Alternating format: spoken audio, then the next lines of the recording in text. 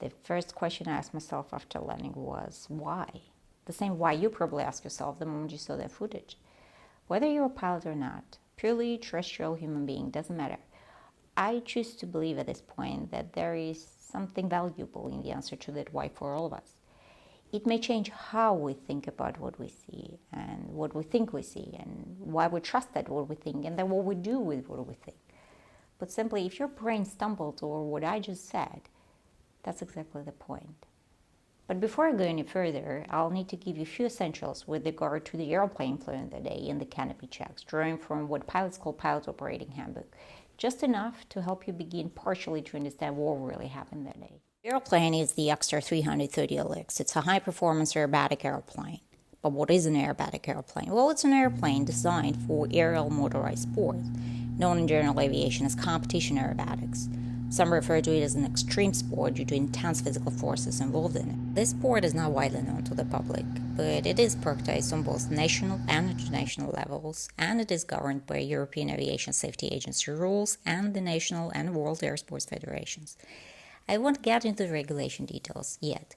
Why, for instance, helmets aren't mandatory, why protective equipment is left to personal risk assessment, which factors are involved in that personal risk assessment, why the sports, like so many motorized sports, rely so heavily on muscle memory, flow checks, and memorized emergency actions.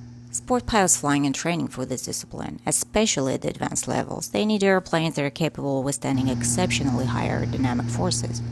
This airplane is certified for structural limits of positive 10G up to insane negative 10G.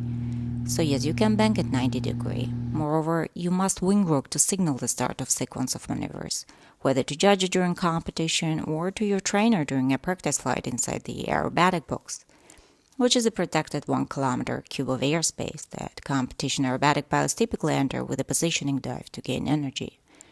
It was during this dive into the center of the box, just before starting the practice sequence of advanced maneuvers, that the canopy came open.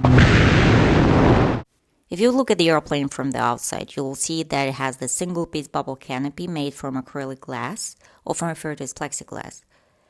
It has no separate windshield, so when the canopy is open, the entire cockpit is fully exposed to the external airflow and the propeller slipstream when the engine is running. In this airplane, even the smallest gap between the canopy and the sills becomes an aerodynamic slip.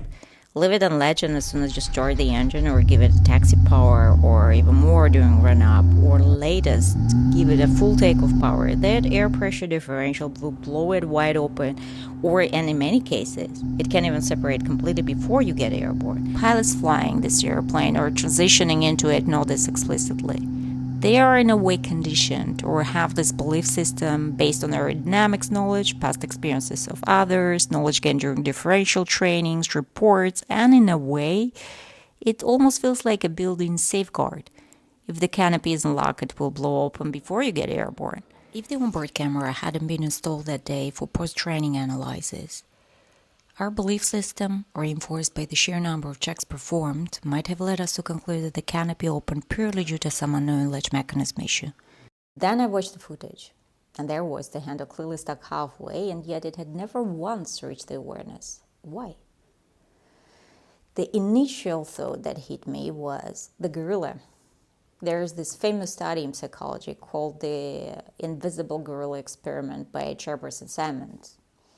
In the study, the participants are asked to count the basketball passes, completely miss a person in gorilla suit walking through the scene.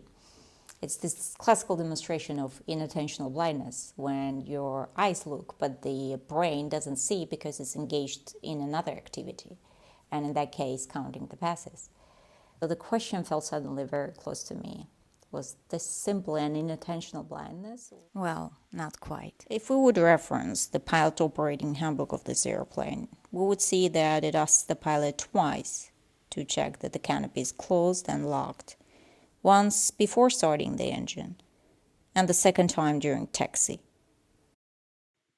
Now, according to the same pilot operating handbook of the XR330LX, to lock the canopy, one will need to pull together the interior locking handles and then release.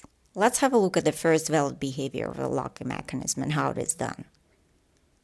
You pull these red handles together, then release. In this case, the locking mechanism engages and locks automatically. Of course, there should be a verification step. To make sure that the mechanism has engaged, pilots will give it a tug. Basically, pull the rear handle backwards. When the mechanism engages directly, the muscle memory observes this behavior and remembers automatic engagement as no movement during the tug verification. So let's have a look at the second behavior of the mechanism. Another day, another flight. I pull these red handles together, then release. But the handle does not engage into place. It simply slides into the middle. To verify and make sure that it gets locked, you'll need to give it a tug. Now the handle is in place. Again, simple and not a forceful event. So when verifying, in the first case after the tug there is no movement and it's locked. Muscle memory 1. In the second case after the tug there is movement and it's also closed. Muscle memory 2. So what's the problem? The brain sees those two behaviors enough times to consider them acceptable outcomes through muscle memory. It normalizes both as safe, which holds true only when the system functions flawlessly. Thus both behavior 1 and behavior 2 can be correct and still set a trap. The trap? A third behavior, which feels like normal behavior 1, but it's not. If we would look step by step at the canopy checks performed that day, we'll see that before starting the engine and after closing the canopy, as described earlier, I'll pull the handles together and release. And to make sure that it's locked, I'll give the latch a tug. That day, the latch shows a behavior of no movement on the tug, so muscle memory recognized behavior 1, which could be normal. But because it has learned both behaviors, to ensure I was dealing with no movement behavior, I performed a second check before starting the engine. This time, I added another layer of verification by pressing against the canopy. The idea of this verification is to see if the lock is mechanically holding the canopy down. And at this moment, obviously, there is no airflow yet, no slipstream, and no pressure differential. So there was no play, and it felt solid. But in doing this verification, my own hand unintentionally blocked the red alignment marking during the visual check. So the eyes, while looking, they never actually saw the stuck handle, and yet the brain, deep in the sense of certainty, accepted these checks and verifications. So this initial acceptance of false positive shaped all the subsequent checks. As a result, when I do my visual check during the taxi, and even when my eyes clearly send a signal to my brain that something is off, the brain experiences a conflict and unfortunately dismisses it, as if saying, you've checked and verified it twice, engine is running, move on.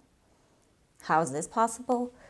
Well, in my opinion, we're seeing here what is termed in psychology cognitive dissonance. It's very closely related to confirmation bias. It's when the eyes see a cue, but it's not being accepted by cognition, and it gets rejected because it conflicts the previous confirmations.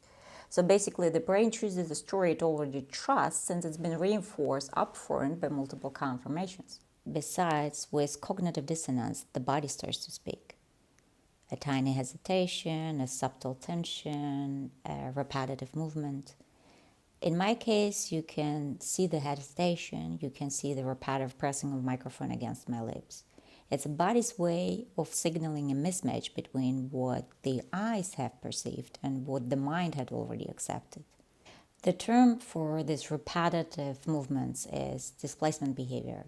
You might have heard of it, and if not, think of your favorite sport. Maybe it's tennis, American football, baseball, basketball, sprinting, gymnastics, you name it. Now try to think of your favorite athlete. There is a good chance you've seen those tiny repetitive movements. Maybe it's chewing the tongue, maybe pressing the lips together, bouncing the ball, tapping the racket, adjusting the jersey. They are not odd behaviors, and they are not signs of fear or nervousness. They are signs of the brain working. You see those micro behaviors when not only when someone is focused intensely or preparing himself for some critical action in a high-risk environment like competition aerobatics, but also when the brain quietly tries to resolve a conflict. Those behaviors, they help to release tension, but they do not guarantee that the conflict will be resolved correctly or the outcome will be in your favor. So by the time I reach the run-up area, my brain settles for this confirmation loop and not for the contradiction caused by the eye. So the checks before a nap and after a nap, they didn't reveal the problem. On top of it, they've added into the confirmation loop since the engine also had run at a high power setting. So when I line up, I have trusted my muscle memory through the tug verification, trusted my tactile senses through pressing against the canopy verification. I've experienced unintentional obstruction, but also the cognitive dissonance and confirmation bias during the visual check, and I've trusted the subconscious logic based on the past experiences and past knowledge. So that last touch during the line-up, that's not suspicious. That's closing of the confirmation loop. And yes, in competition aerobatics, we do way more checks of critical items than the written checklist asks you to do. But what could have helped me to not fail to notice during my checks? What could have helped me to not fail to see when I actually look straight at the problem? I should have deliberately, intentionally broken the chain of false positive confirmation.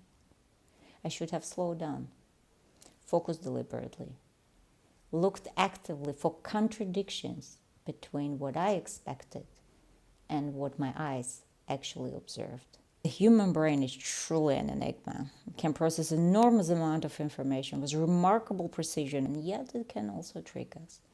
Just give it enough familiar and acceptable confirmations up front. This feels normal, this behaves normal, this sounds normal. And when an abnormal cue appears right in front of our eyes, it's not always reaching our consciousness. How often do we ask ourselves the question, what else am I missing here? What is it that I think I see, but I don't? What is it that we think we know, but we don't? And here comes the double irony. My muscle memory, tactile senses, cognitive system, and the speed with which the checks were performed, they tricked my brain into not seeing what my eyes could. That same muscle memory, tactile senses, cognitive system, and the speed of action, the very same system that failed me, later helped me to land the aircraft when I could no longer rely on sight. In one moment I could see, but I didn't. The next, I could hardly see, but I did. Same brain, same system, same muscle memory, same pilot. The difference? Only the story the mind was telling itself.